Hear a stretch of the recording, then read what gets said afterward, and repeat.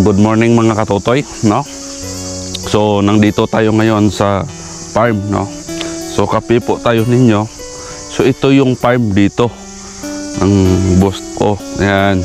Totoy, pumasok ako dito sa farm na malaki, no?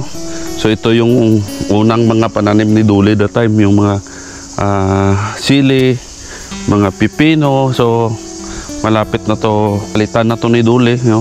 Tingnan nyo, namamatay na. One harvest lang siya. Itong talong niya naman, yan. So daming bungang talong, oh. So ilang harvest na kayo yung talong niya dito, ang dami. Tapos ito yung mga sili. Sili ni Duli, Mio Majasi. Yeah, this is my friend from Albania. Siya yung katuwang ni Duli dito sa farm.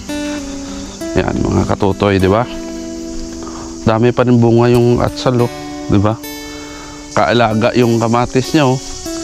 Kita nyo naman, di ba? Ito yung trabaho ni Duli dito. Siya ang nag-aayos ng mga gulay namin at nag-harvest, no? Ito yung kanya, trabaho niya.